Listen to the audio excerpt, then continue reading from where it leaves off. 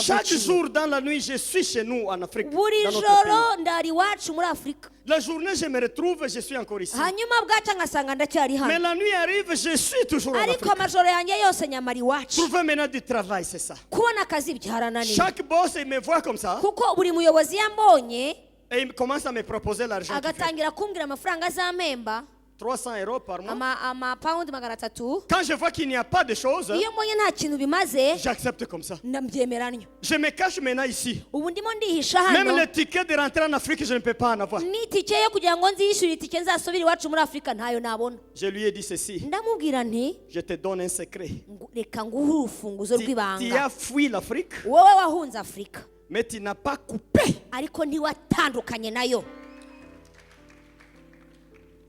L'épée. L'épée. C'est pas pour te faire des problèmes avec ta mère ou ton père. C'est pas ça ici.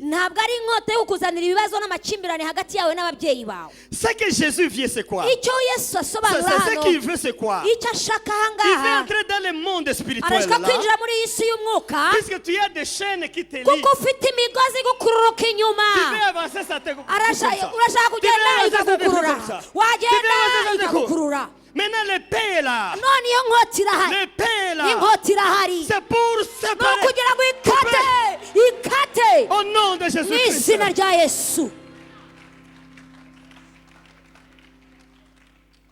Alléluia. Alléluia. Alléluia. Alléluia. Quand maintenant c'est coupé, même ton odeur change. Tu n'as plus l'odeur de la famille ancestrale. Tu vas maintenant avoir l'odeur de la gloire de Dieu. Le sang de Jésus. C'est là que la vie commence bien. C'est là que la vie commence bien. Je suis toujours en contradiction avec certains enseignants de la Bible. Quelqu'un te dit ceci. La Bible dit réjouissez-vous dans le Seigneur chaque jour. Encore je dis réjouissez-vous.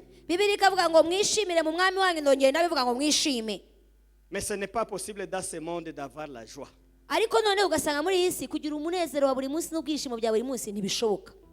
C'est pas biblique.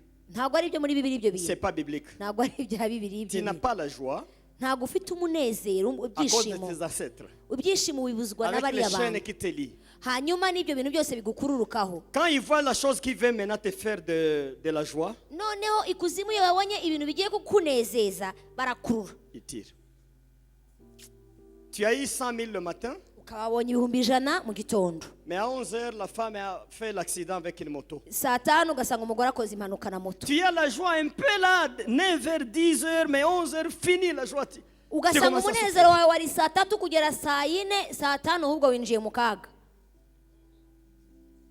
On te donne du travail, mais 2 semaines après, des changements arrivent. On te dit, bon, on s'est trompé. Mais il y avait quelqu'un de ton nom, c'est pas toi vraiment. On a vérifié, c'est pas toi. De grâce, rentrer à la maison. La joie du travail fait que 14 jours, tu rentres encore à la maison dans le chômage.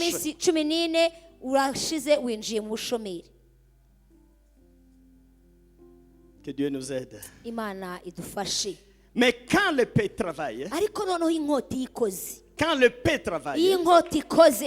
si tu utilises ça bien avec Jésus, tu te verras dans la joie. Tout simplement, tu es détaché. Les choses sont coupées. Tu es libre. Alléluia. Alléluia. N'allez pas au ciel avec des chaînes de famille. Il faut couper ici sur la terre.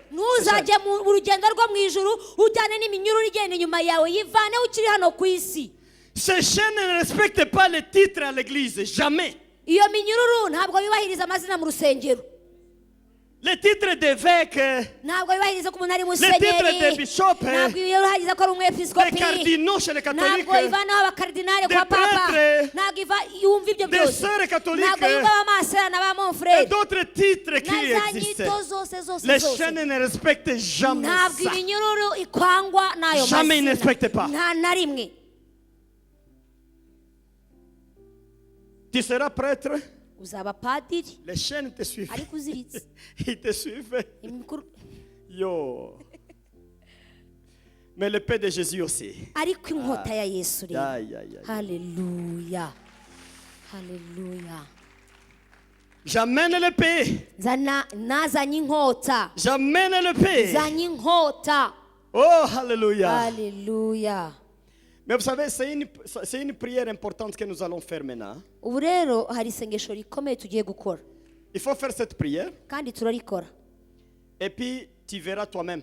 nawe ubwawe uzagenda ubisuzume Tu seras ubigenzure prophète de toi-même. uzibera umuhanuzi w'ubuzima bwawe ku giti cyawe Moi, je suis toujours recherché comme ça. ngewe mpora nshakisha gutya Je sais ça.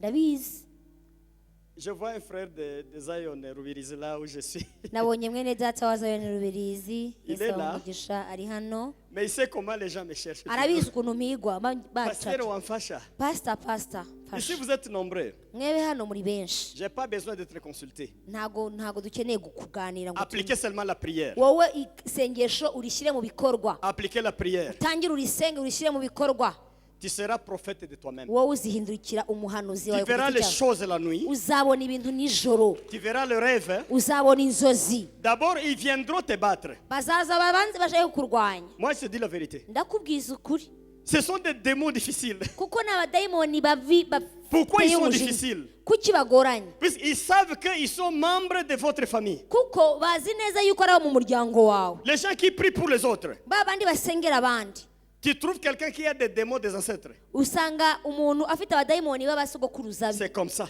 iyo usanze ari bo Tu dis au bamuboshe nom de Jésus, urirukana mu izina rya les yesu démons résistent. umudayimoni agakomera Les démons résistent. agakomera Pourquoi ils agashikama résistent? kuki ashikama aho ngaho Puisqu'ils se demandent comme ça. kubera ko aba arimo yibwira muri we Mais qui est cet homme qui nous avuga ati chasse? ariko ubundi uyu nguyu yavuye he? Mais ça, c'est notre fils. uyu ko ari umwana wacu Ça, c'est notre fils. uyu ni uwacu Mais ce pasteur, il vient nous chasser. Pourquoi? none uyu mushumba ateye aturuka he Mais ça, c'est notre fille. uyu ko ari umukobwa wacu C'est notre ni fille. umukobwa wacu Mais pourquoi il nous chasse? kuki Vous twirukana priez, ils sont difficiles. ugasenga ntibagende Mais quand la personne elle-même s'engage maintenant, ariko noneho wowe ku giti cyawe iyo wiyemeje avec l'épée de ugafata Jésus, inkota ya vous yesu coupez, urakata vous ugakata coupez, ugakata haleluya vous verrez des signes, hein. hanyuma ukabona ibimenyetso Les attaques. ukabona no guterwa Ils vont vous attaquer. uzaterwa Ils vont vous attaquer. bazagutera Pourquoi tu veux nous laisser toi? wowe urashaka kutureka kuki Pourquoi tu veux nous laisser kuki ushaka toi? gutandukana Pourquoi tu natwe veux nous laisser? kuki ushaka kutuvamo Tu refuses la famille. urimo uranga umuryango wawe Tu verras ses rêves. uzaba ureba uzabona inzozi Quand zisa tu vois nk'izo ça, nuzibona coupe encore. uzongera ukate Coupe. wongera ukate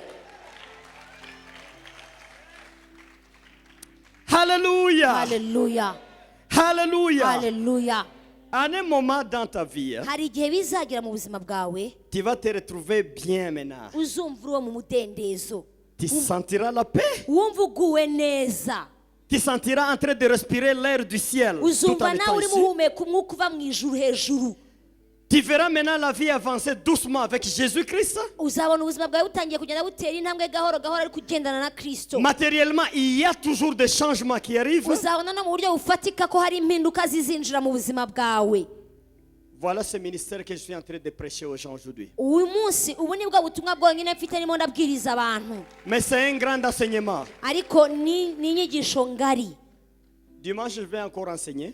ku cyumweru nzongera La semaine prochaine, j'enseigne encore. ku wa kabiri nabwo nzongera no ku wa Venez, kane venez, vous allez suivre. muzaze dukomeze twige Je sais que ça va vous aider. nzi ko bizabafasha Vous serez aidés. namwe Ne vous en muzafashwa faites pas, vous serez aidés. kandi muzafashwa pe N'ayez pas d'autres idées, vous serez aidés, je muri suis wowe sûr. ntugire ikindi kintu utekereza wakira C'est pas ubufasha seulement Zion ici qui ne sera pas aidé. Pourtant, même les Blancs, je les ai vus aider avec cet ntabwo enseignement. C'est duhabwa pas possible. umugisha cyangwa ngo twigishwe tunatozwe n'izi nyigisho hano muri siyoni gusa nabonye n'i burayi abazungu bafashwa n'ibi Vous serez aidés, je suis sûr. muzafashwa ndabyizeye Alléluia. haleluya Je vous donne un secret là. reka ngwihere ibanga Avant de prier un peu. mbere yuko partir, dusenga akanya gato hanyuma tugataha j'ai trouvé des hommes. Hein. nasanze abantu Il te dit, dans les foyers, ça ne va pas avec ma femme, les lits, ça ne va pas. bakubwira bati jyewe n'umugore wanjye ntabwo bigikunda mu buriri bwacu Les jeunes couples, ils te disent, mais ça ne va pas, nous sommes comme des garçons. abantu b'abasore bagishakana bakiri bato bakavuga bati reka da mu buriri njyewe ndi musaza we cyangwa twibereye abahungu babiri mu gitanda. Et le médecin essaie de traiter.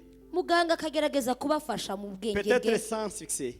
Wenda bikananga. Et on explique ça en science que non, vous savez, la faiblesse avec l'âge et tout ça. Les médecins disent c'est que hanyuma abaganga bakagerageza kubishakishiriza ubusobanuro kubera ubumenyi bafite akavuga wenda n'imyaka n'ibihe muri gucamo n'ibindi byinshi. Si ce n'est pas ça, une femme te dit que ça ne va pas avec mon mari. Depuis que nous sommes ensemble, vraiment, moi, j'ai raté ma vie. J'ai raté. Umugore akaza akakubwira ati giye kuva nashaka n'ukuri nta kigenda narahushije. Mais vous savez, la plupart des cas, ariko muzi ibibazo nk'ibyo akenshi ici, il y a des femmes et des hommes. Hariyo abagabo n'abagore. Et qui ont besoin des femmes et des hommes. Kandi bakeneye abagabo bandi n'abandi bagore. L'adultère, là-bas, c'est ça le repas de chaque jour. Chez Satan, tout ce qu'on fait là au Sheol, c'est d'abord, on commence par l'adultère. Satan, c'est un grand adultère. Maintenant, qu'est-ce qu'il fait? Il utilise les gens de votre famille. Ton grand-père, il vient en esprit, il commence à vivre avec toi. Tu es femme, mais tu es un autre homme. Toi, tu ne sais pas. Des fois, tu rêves que tu es avec un homme. Beaucoup de chrétiens m'ont dit que oui, je vois un vieux comme ça qui vient me prendre la nuit, mais je ne sais pas l'identifier si c'est qui.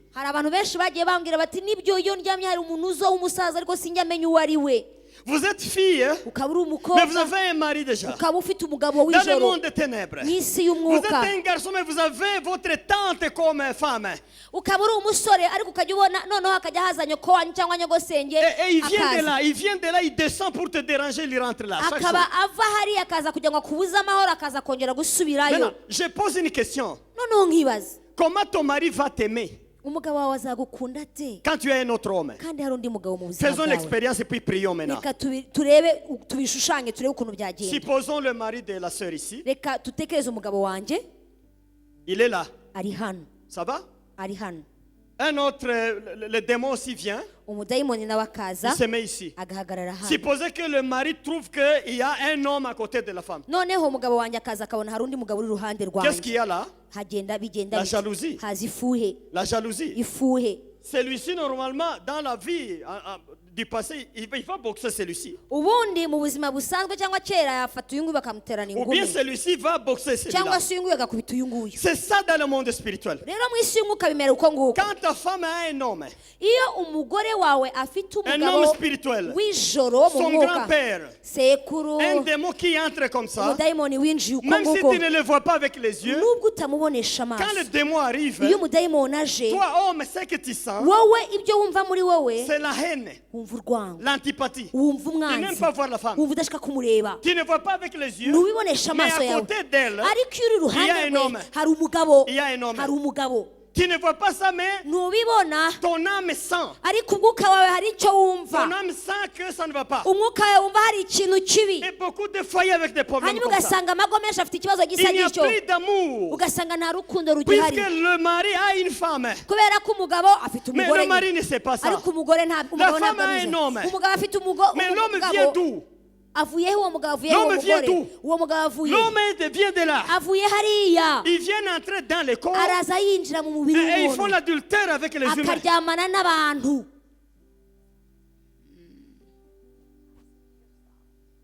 C'est difficile. Mais l'épée ne pardonne pas les n'ayez pas de soucis. Alléluia. Alléluia. Quand tu commences à utiliser l'épée, le feu descend dans ton corps. Ça descend comme ça. Ça touche l'âme. L'âme est dérangée. Ces forces démoniaques quittent. Tu es libéré. Tu commences à sentir l'amour à ta femme encore. À ton mari. Alléluia. Alléluia.